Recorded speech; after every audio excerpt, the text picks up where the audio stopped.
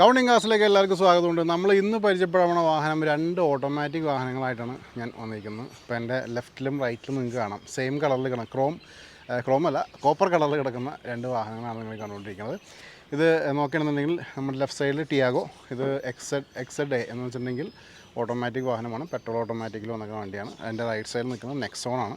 നെക്സോണും ഈ പറഞ്ഞ പോലെ XMA ആണ് എന്നുണ്ടെങ്കിൽ ഓട്ടോമാറ്റിക് വാഹനമാണ് നിങ്ങൾ കണ്ടുകൊണ്ടിരിക്കുന്നത്.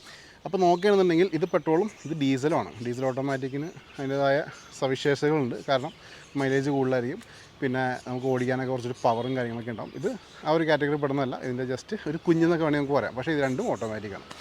അപ്പോൾ വാഹനം നമുക്ക് പറയുകയാണെന്നുണ്ടെങ്കിൽ ഞാൻ പറഞ്ഞ പോലെ തന്നെ ഈ ഒരു വാഹനം നോക്കുകയാണെങ്കിൽ ഇതിൻ്റെ കിലോമീറ്റേഴ്സ് 65,000 കിലോമീറ്റർ മാത്രമേ വണ്ടി ഇപ്പോൾ നിലവിൽ കവർ ചെയ്തിട്ടുള്ളൂ.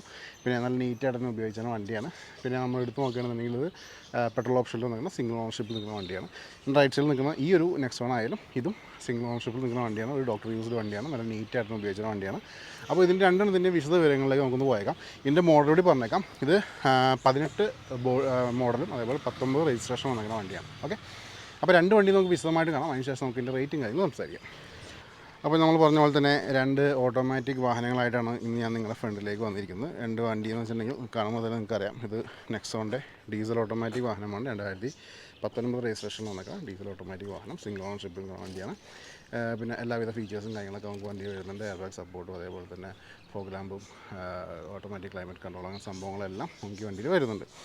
നമുക്ക് സൈഡ് പോർഷനിലേക്ക് വരികയാണെന്നുണ്ടെങ്കിൽ വണ്ടിയുടെ സൈഡ് പോർഷൻ കാര്യങ്ങൾ നോക്കാം. നല്ല നീറ്റായിട്ടിരിക്കുന്ന സൈഡ് പോർഷൻ. നമുക്ക് ജസ്റ്റ് ഒന്ന് ലുക്ക് അറൗണ്ട് വീഡിയോയിലേക്ക് പോയേക്കാം.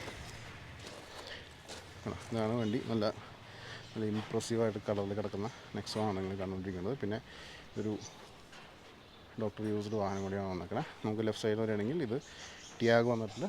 ടിയാഗോ XZA എന്ന് പറഞ്ഞ ഓപ്ഷനിൽ വന്നിരിക്കുന്ന ഓട്ടോമാറ്റിക് വാഹനം, പെട്രോൾ ഓട്ടോമാറ്റിക്കാണ് വന്നിരിക്കുന്നത്. രണ്ട് വണ്ടിയും നല്ല ഒരു ഇംപ്രസീവ് കളറിലാണ് കിടക്കുന്നത്. അത് കുറച്ചും കൂടി നെക്സോൻ്റെ കുറച്ചും കൂടി ഒരു ഡാർക്കർ കോപ്പർ കളറിലാണ് വന്നിരിക്കുന്നത്. ടിയാഗോൻ്റെ കുറച്ചുകൂടി ലൈറ്റർ കോപ്പർ കളറിലാണ് വന്നിരിക്കുന്നത്. കാണാം.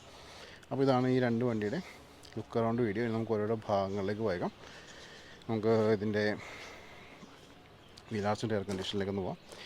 വീലാർച്ച് നോക്കുകയാണെങ്കിൽ നല്ല നീറ്റായിരിക്കുന്ന ആ ഒരു വീലാർച്ച് നമുക്കിവിടെ കാണാൻ പറ്റും. നല്ല ഗ്രിപ്പും ടയേഴ്സ് വെക്കുന്നുണ്ട്. അലോയ്സും അല്ല വന്നേക്കണം. സാധാരണ നോർമൽ ആ ഒരു റിമ്മാണ് വന്നേക്കണം. നമുക്കിതിൻ്റെ ഗ്ലാസ് നോക്കാം. ഗ്ലാസ് ആയാലും നല്ല നീറ്റായിരിക്കും. ഗ്ലാസ് നമുക്ക് കാണാൻ പറ്റും. ലിഡ് നോക്കാം. ലിഡ് നല്ല വൃത്തി തന്നെ ഇരിക്കുന്ന ലിഡ്. ഒരു ഡാമേജോ കാര്യങ്ങളോ നമുക്ക് ലിഡിലും ഇവിടെ കിട്ടുന്നില്ല. നമുക്കൊരു ലാമ്പ് നോക്കാം. ലാമ്പൊക്കെ ഫ്രഷ് ആയിട്ട് തന്നെ ഇരിക്കുന്നു. ഷോറൂമിൽ എങ്ങനെയാണോ കാണുന്നത് അതേപോലെ തന്നെ ഇരിക്കുന്നു. ഇവിടെ ഫോഗ് ലാമ്പിൻ്റെ ഓപ്ഷൻ കൊടുത്തിട്ടുണ്ട്. ആവശ്യമെങ്കിൽ നമുക്ക് ഫോഗ് ലാമ്പും കാര്യങ്ങളൊക്കെ ആഡ് ചെയ്യാവുന്നതാണ്. ബമ്പേഴ്സ് നോക്കാം. ബമ്പേഴ്സ് നല്ല വൃത്തി തന്നെ ഇരിക്കുന്ന ഒരു ബമ്പേഴ്സ് നമുക്ക് ഇവിടെ കാണാൻ പറ്റും. ഇവിടുത്തെ ലാമ്പായാലും നല്ല നീറ്റായിട്ടിരിക്കുന്ന ലാമ്പും നമുക്ക് ഇവിടെ കാണാൻ പറ്റും. നമുക്ക് ഇവിടുത്തെ വീലാർച്ച് നോക്കാം. ഈ വീലാർച്ച് ആയാലും നീറ്റായിട്ടിരിക്കുന്ന വീലാർച്ച് കാണാൻ പറ്റും. നല്ല ഗ്രിപ്പും ടയേഴ്സ് വെക്കുന്നുണ്ട്. വീൽ കപ്പും കാര്യങ്ങളൊക്കെ ആഡ് ചെയ്തിട്ടുണ്ട്. നമുക്ക് സൈഡിലേക്ക് പോകാം. രണ്ട് ഡോറായാലും ഡോറ് ഇവിടെ വൃത്തി തന്നെ ഇരിക്കുന്നു. ഒരു ഡാമേജോ കാര്യങ്ങളൊന്നും നമുക്ക് ഡോറിലും നമുക്കിവിടെ കിട്ടുന്നില്ല.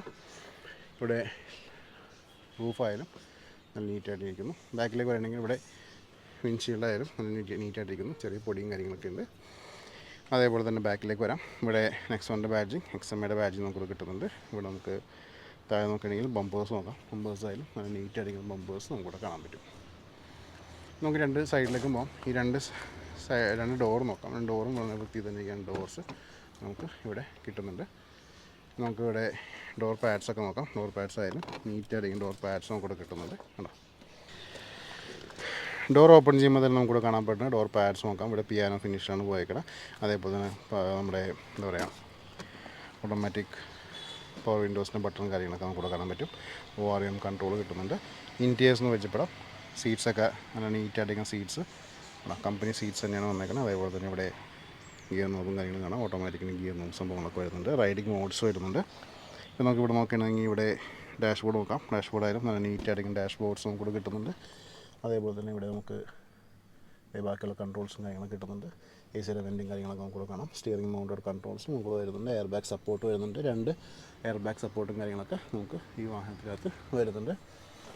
ഓക്കെ, അപ്പോൾ ഇത്രയൊക്കെയായിരുന്നു വണ്ടിയുടെ ആ ഒരു ഇൻറ്റീരിയേഴ്സ് നമുക്കിവിടെ കാണിക്കാനുള്ളത്. അപ്പോൾ നമുക്ക് ഇനി ഇതിൻ്റെ പാസഞ്ചർ സൈഡിലേക്ക് ഒന്ന് പോയേക്കാം. ഇവിടെ ഡോർ പാഡ്സ് നോക്കാം. ഡോർ പാഡ്സും നമുക്ക് നീറ്റായിട്ട് ഇരിക്കുന്നു. ഇവിടെയും പിയാനോ ഫിനിഷിൽ ഹാൻഡിലും കാര്യങ്ങളൊക്കെ വരുന്നുണ്ട്. സീറ്റ്സ് നോക്കാം.